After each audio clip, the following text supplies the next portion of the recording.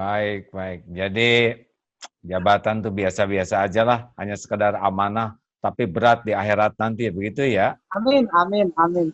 Iya. Lalu, Tadi kan belum terekam bahwa sekarang saya di Probolinggo di sebuah pabrik APD miliknya aktivis Islam juga, dan sangat jarang bahwa teman kita dari aktivis Islam bisa mempunyai pabrik begini besar. Dia punya 3 pabrik di Probolinggo ini. Yang satu pabrik ini dikhususkan untuk APD, pabrik satunya dikhususkan untuk masker, pabrik satunya lagi dikhususkan untuk baju-baju operasi dokter. Dan berjuta-juta order masuk ke beliau ini, karena sebelum ini pabrik beliau ini untuk garmen pesanan-pesanan dari merek-merek terkenal di dunia, dan karena COVID ini beliau banting setir untuk mengatasi COVID ini dulu. Makasih ya, Haji. alhamdulillah.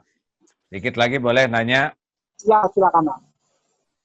Ini dengan kondisi usia seperti ini sudah 4 kali, saya masih tetap penasaran itu. Kebayang-bayang terus persiapan meninggalnya seperti apa nih, Pak Dahlan? Apanya?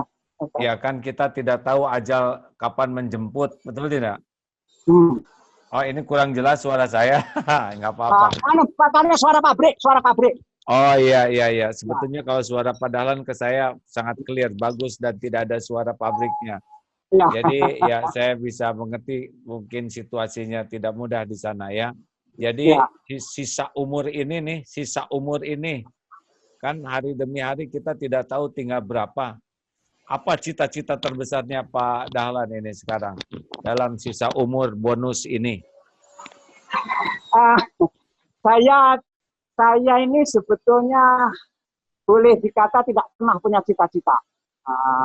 Saya tentu dulu keluarga mengharap saya jadi kiai di madrasah kami, karena kiai generasi 1 sama kiai generasi 2 semuanya meninggal dibunuh PKI pada tahun 48 itu, sehingga satu pesantren itu hampir habis, tidak ada lagi yang bisa jadi kiai, yang tersisa masih anak-anak kecil kayak kami ini. Begitu. Saya belum lahir waktu itu, saya lahir 51, peristiwa itu 48.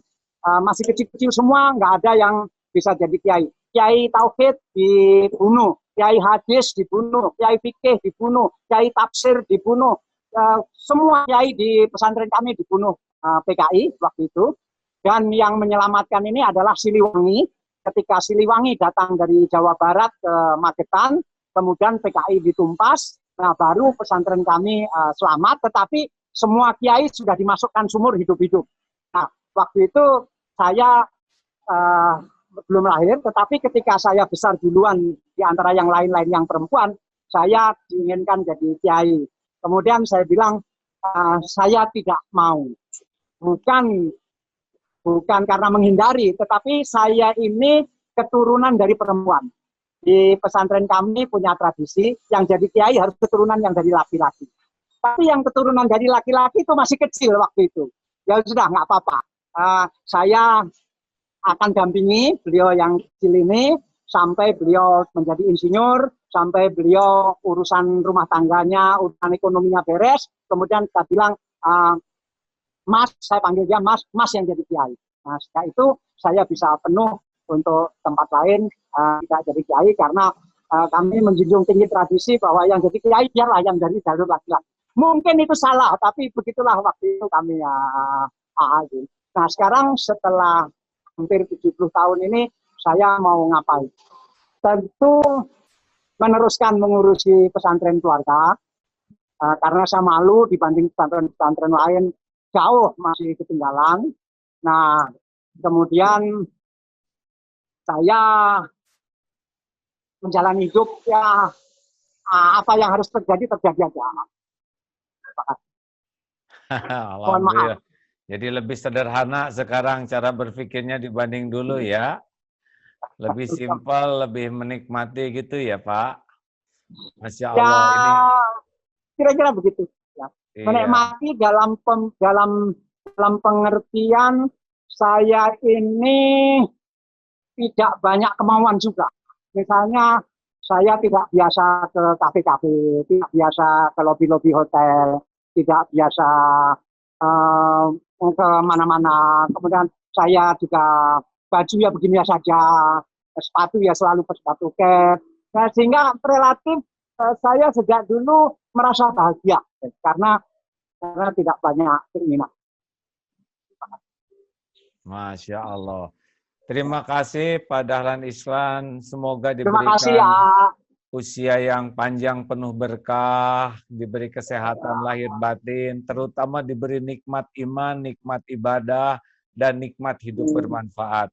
Semoga saya doakan jadi kiai betulan ya. Amin, Karena amin, mungkin amin, jadi amin, menteri amin, udah, jadi ini amin, udah, jadi pengusaha, amin, sekarang tinggal jadi amin, kiai ya. amin, amin, Sehingga nanti kalau meninggal tuh adalah meninggalnya sebagai ulama. Amin. amin, amin, amin, amin, amin, Ya, amin. Masya Allah. Terima kasih. Salam hormat untuk Terima kasih. keluarga dan kawan-kawan dan pabrik-pabriknya juga semoga berkah. Terima kasih Pak Dahlan ya atas obrolannya. Saya mohon maaf atas pertanyaan yang kurang berkenan. Ya, alhamdulillah sahabat-sahabatku sekalian, bincang-bincang kita bersama Pak Dahlan Iskan banyak kalau A mendapatkan banyak sekali hikmah ya. A juga baru tahu ternyata latar belakang beliau dari pesantren, juga dari pendidikan keislaman, pernah aktif di pemuda pelajar Islam sampai ke tingkat nasional, dan juga kita lihat bagaimana dulu terjadi pembunuhan terhadap para ulama yang ini jarang kita dengar, dan beliau ternyata sangat memahami situasi seperti itu.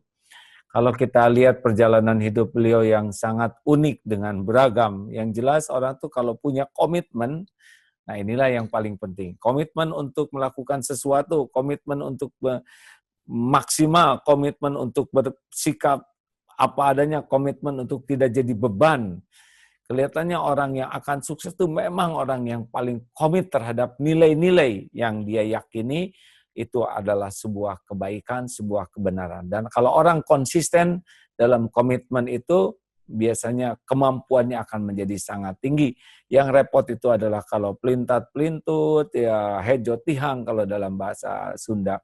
Dan memang akhirnya sesudah dunia, harta, kedudukan, popularitas didapatkan, memang tidak ada lagi yang paling bisa membuat orang bahagia selain sungguh-sungguh kembali kepada Allah, dengan hidup di jalan Allah, dan ternyata kebersahajaan itu jauh lebih nyaman, lebih nikmat dibanding dengan sibuk membangun topeng dan akhirnya hanya diperbudak menjadi hamba dari topeng tersebut. Mudah-mudahan Pak Dahlan Iskan di sisa usianya ini oleh Allah diberikan hikmah yang besar dari perjalanan hidup, sehingga bersungguh-sungguh menjadi hamba Allah, kepada Allah menghamba, dan kepada umat manusia berkhidmat. Terima kasih. Walhamdulillah. Assalamualaikum warahmatullahi wabarakatuh.